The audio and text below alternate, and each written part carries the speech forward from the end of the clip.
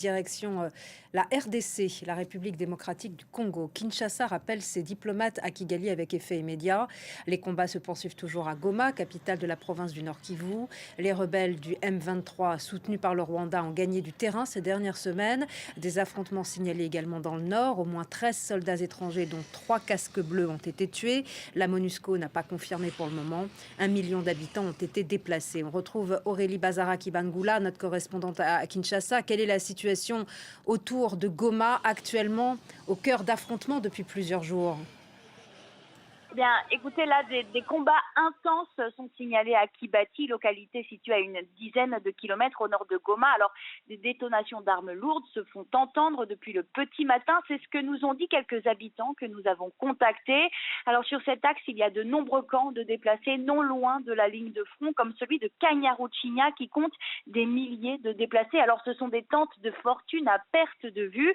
Eh bien, des centaines de déplacés se sont rapprochés de Goma pour fuir les affrontements. Alors à Goma, l'électricité et l'eau sont toujours coupées et ces combats et la menace que le M23 et les troupes rwandaises font peser sur la ville provoquent l'inquiétude des habitants. Des témoins nous rapportent que des centaines d'habitants se sont dirigés vers la Grande Barrière pour tenter de sortir de Goma, puisque la Grande Barrière, eh bien, c'est le point de frontière entre la RDC et le Rwanda. Il est encore ouvert. Alors le porte-parole des forces armées congolaises, le général Sylvain Ekenge, a affirmé hier soir lors d'une conférence de presse que le Rwanda est déterminé à s'emparer de la ville de Goma, mais il a rassuré que l'armée congolaise est elle aussi déterminée, je cite, eh bien, à repousser l'ennemi. Et ces tensions font suite à l'échec de la médiation de l'Angola. Sur le plan diplomatique, les déclarations se multiplient. Alors oui, c'est ça, exactement. Déjà, côté diplomatique, la plus grosse annonce vient de la RDC. Kinshasa rappelle ses diplomates en poste à Kigali avec effet immédiat. Alors c'est un pas majeur fait vers une rupture diplomatique entre les deux pays. L'Union européenne a appelé le M23 à stopper son avancée et le Rwanda à se retirer immédiatement du sol congolais. L'Élysée a annoncé qu'Emmanuel Macron s'est entretenu séparément par téléphone avec les présidents congolais et rwandais.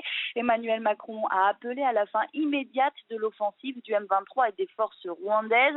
Alors pour Kinshasa, eh bien, ces déclarations sont importantes, mais plusieurs ministres nous ont dit eh bien, qu'elles ne suffisent plus. L'objectif de la partie congolaise, c'est d'obtenir des sanctions ciblées contre le Rwanda. La ministre congolaise des Affaires étrangères, Thérèse Kaikwamba Wagner, est d'ailleurs à l'ONU, à New York. Elle multiplie les rencontres avec les représentants européens et africains pour plaider la cause congolaise. Alors le secrétaire général des Nations Unies, Antonio Guterres, s'était dit jeudi alarmé par un regain de tension, craignant un embrasement régional. Alors le Conseil de sécurité de l'ONU doit se réunir en urgence aujourd'hui pour évoquer eh bien, cette intensification des combats.